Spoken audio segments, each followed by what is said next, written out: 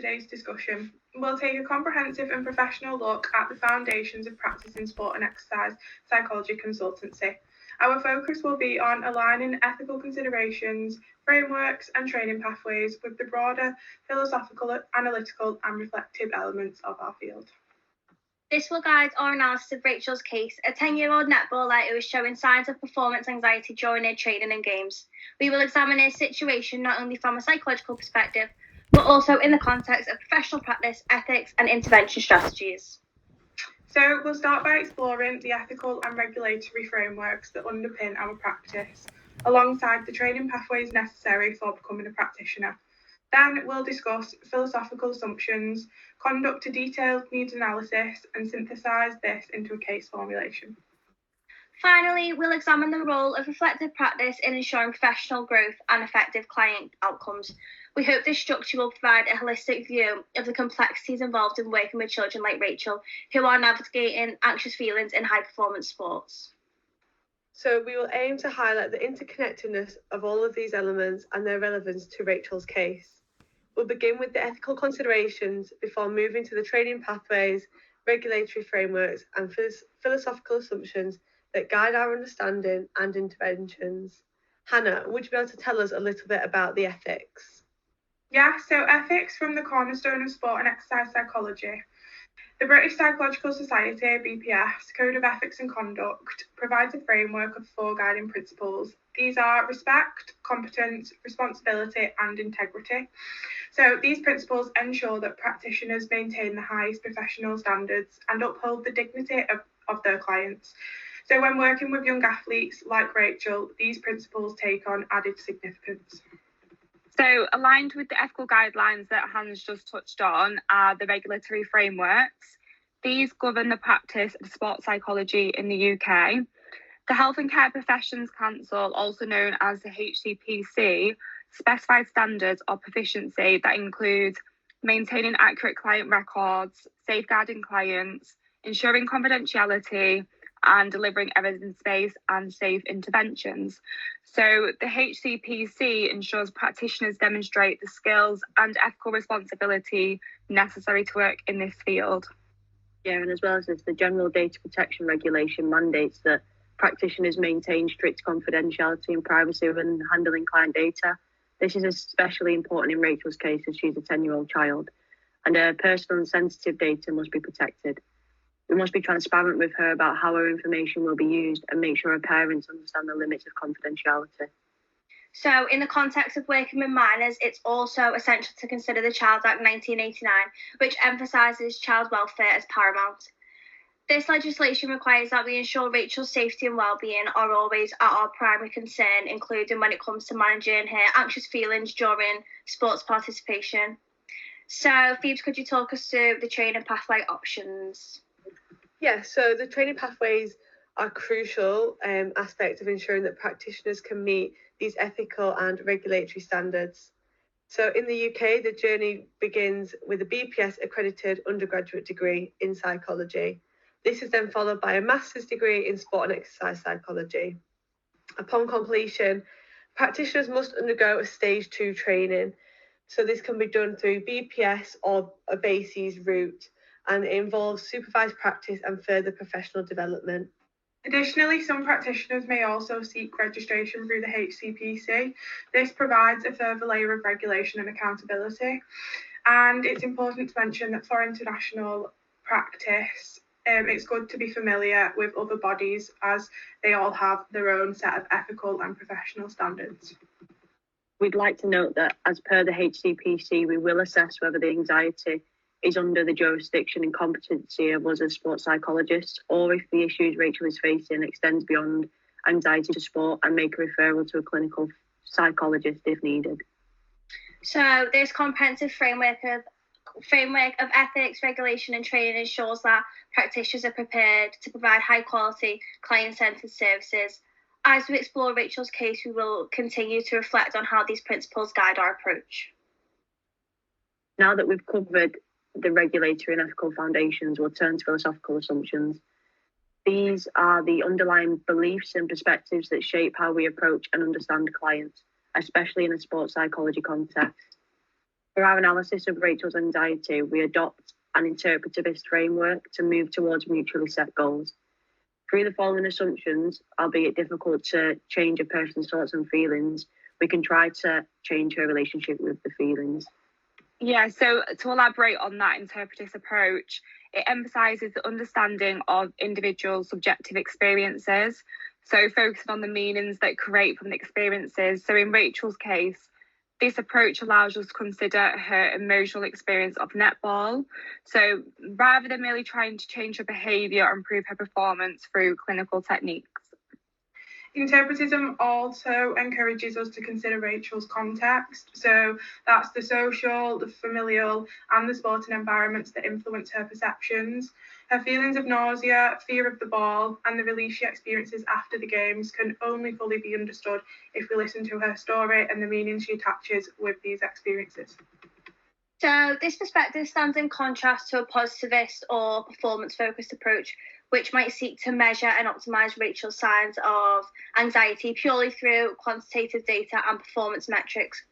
While such an approach can be useful and helpful in certain cases, it does not fully capture the complexity of Rachel's emotional and cognitive response to the pressure that she feels. And by adopting this interpretivist lens, it means that we can engage more with Rachel and her lived experiences by exploring her perceptions of netball, her relationships with her teammates and her coach, and also the internalized pressure she feels, either from these people or just internally. This enables us to create interventions that are truly client-centered and respectful of her unique experiences. So, for instance, instead of simply aiming to reduce Rachel's anxiousness so she can perform better, we focus on her emotional experience, helping her navigate anxious feelings in a way that improves both her well-being and her relationship with netball. Yeah, so when it comes to creating effective interventions for young athletes, it all begins with a thorough needs analysis. So it's the foundation of any effective intervention. In Rachel's case, we took the time to gather information from multiple sources, including her parents, Chandler and Monica, and spent hours observing her, not just in games, but also during training sessions. So we came to the conclusion that an informal chat is an ideal starting point for someone like Rachel, who doesn't like talking much, doesn't really speak to her parents. So going in full blown with an interview probably wouldn't get the most out of her. So by starting with an informal chat, that'll help us build some trust with Rachel, which is essential. Once she starts to open up a little bit more, the practitioner can add a few more questions, such as, what made you want to start playing netball? Do you enjoy netball? And these questions will then lead to Rachel's experiences. So we, as a practitioner, can benefit from understanding her context. This will obviously move to semi-structured interview type, but while keeping it relaxed, it allows her to expand on her key points and experiences that may explain her behaviour. Absolutely. Upon completion of these observations, we started to notice physical symptoms that Rachel was exhibiting, feeling sick before games, for example. This gave us a clear signal that there was a strong physiological component to her feelings of anxiety. What stood out was her reluctance to engage in conversations, as Phoebe mentioned, whether it was with her parents or with us.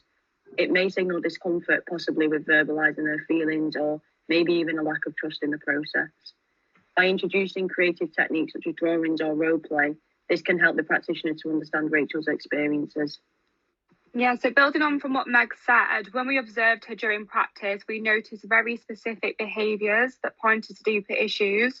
So Rachel often avoided the ball entirely, almost if she didn't want to be in the spotlight. So when she did open the ball, her immediate reaction was to just get rid of it as quickly as possible. These behaviours that indicate avoidance and fear of failure and fear of judgment. These actions further suggest that her anxiety is linked to performance pressure and the fear of making mistakes in front of others, especially her peers. Another thing that we did pick up on throughout the observation process was that we found that her dad, Chandler, had this great metaphor. So he tried to use this to encourage Rachel. He talks about getting her getting the butterflies to fly in formation. This is such a well-meaning sentiment, and it shows how much she does want to help her, but it also highlights sort of the common gap in understanding. So it is lovely advice for Rachel, but it doesn't sort of get to the root of Rachel's anxiety.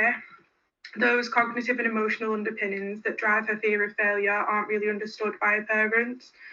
So this is where parental education becomes so critical. By acknowledging this in our observations, it'll allow us as practitioners to work with her parents and in turn support Rachel more. Helping her parents understand how they can best support her emotionally is as much a part of the process as it is with working with Rachel herself. So we also found that there was Rachel's own relationship with netball, which was pretty complex. On one hand, she does enjoy the sense of achievement she feels after games, which is the rush of accomplishment, but the process of getting there is stressful for her. Then there's tension, almost an ambivalence about the sport, and it makes us think that her motivation might be more external than internal. And this ambivalence suggests that her motivation for playing may be influenced more by external factors than the intrinsic enjoyment of playing netball. Exactly. So when you put this all together, a clear pattern does start to emerge. So Rachel's feelings of anxiety seem deeply rooted in a fear of judgment and the pressure to perform, whether that's from her parents or from her teammates. So this leads to the avoidant behaviour that we have seen, both on and off the court. Again, whether that's throwing the ball away or that's just avoiding conversation around netball altogether. So it's not just about one thing itself, they're all connected, and the feelings and experiences. So if we can understand that as a practitioner, that allows us to tailor an intervention that is effective for Rachel's specific needs. Yeah, I think it's also worth noting here that it is important to sort of keep this needs analysis very flexible. As much as we're sort of picking up patterns through our first needs analysis with Rachel, this will all evolve, and we need to continue to listen to Rachel and adapt. Anxiety can manifest itself in like many different ways. So if she is dealing with this, sort of her response might shift as she changes, and as she starts engaging more with the intervention process, we need to do another needs analysis. Yeah, exactly, Han, and that's why this isn't a one-size-fits-all solution. We're not just addressing their behaviours on the court, we're working with her emotions, her thought patterns, her relationship with her parents and her connection to the sport. It's all interconnected, and that's what makes it both challenging and rewarding. So her feelings of anxiety could be about the environment that she's in, the expectations that she feels, the relationship she has, and obviously her own thoughts about netball and her as a performer. So by understanding all of these factors, that will allow us as a practitioner to make sure that she's not just performing better, but she's also feeling better. So this child-centred approach with a triangulation of data, building rapport and adopting a holistic perspective will allow trust, parental input, and will capture multiple perspectives. To analyse Rachel, we're going to use the 5P model to look at her challenges and strengths.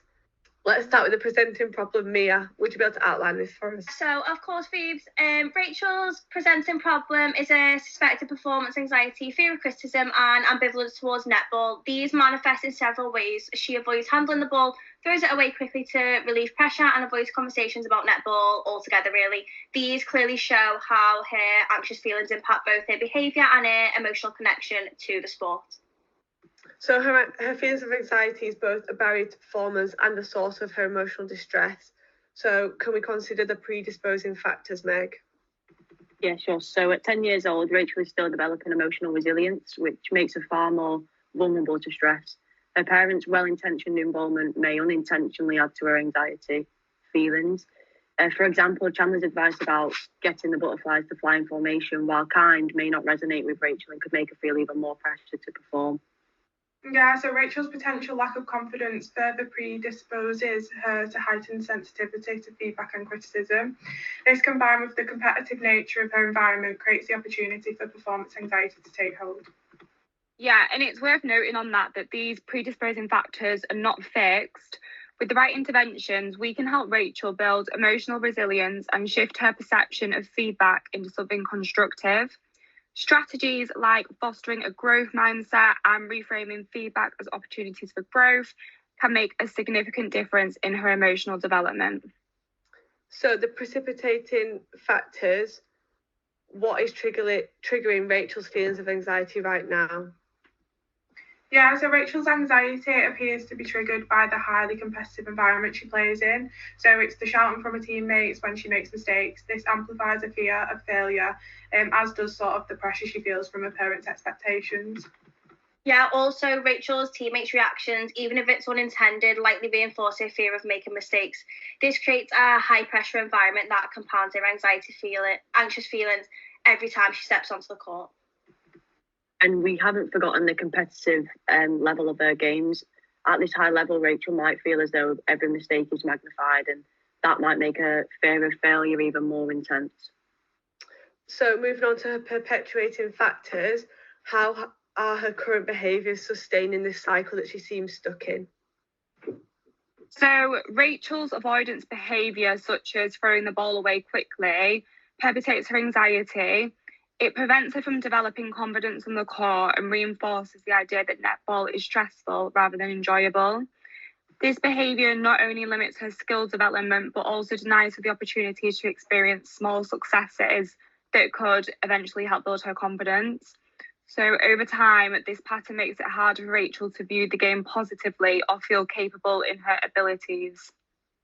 Yeah, also her teammates shouting, whether meant to encourage or criticise her, further reinforce her fear of mistakes. This creates a negative feedback loop where each game adds to her stress and makes her dread the next one. Yeah, and the relief Rachel feels after the game, while it's positive in the moment, it's going to make her associate netball with stress rather than achievement. So this relief might actually encourage avoidance behaviour in future games. The longer this cycle then continues, the more ingrained her anxiety and avoidance behaviours will become. Breaking this cycle will be key to our intervention plan. Rachel does have several protective factors, and for one, she has a genuine desire to play netball, which is a strong motivator. After games, she reflects on how good it feels to have participated and feels a sense of accomplishment, even when the process was stressful. Yeah, absolutely, Meg. So another key strength is Rachel's parents. Chandler and Monica are clearly supportive. They recognise her struggles and brought her to us for help. So with some guidance, they can play an important role in helping Rachel overcome her anxiety, whether by reinforcing positive coping strategies, providing reassurance during challenging moments, or they can help celebrate small victories along the way. Yeah, guys, let's not also overlook Rachel's age. She is only 10, so she's still at an early stage in her sporting career. This means there's plenty of time to build her confidence up and develop her to get a healthy relationship with netball. So these protective factors give us a solid foundation for intervention. By focusing on Rachel's strengths, we can help her overcome the challenges she's facing. So the 5P model provides a structured framework for understanding Rachel's challenges and strengths. It ensures that we as a practitioner address every aspect of her experience, and so that we can understand what's causing her these feelings and use the resources that we can to support her. Yeah, so as we reflect on this process of working through this case, I think we've all learnt a lot, and we've also learnt that reflective practice is very important. So reflecting on our approach helps us identify where we could improve our methods of communication.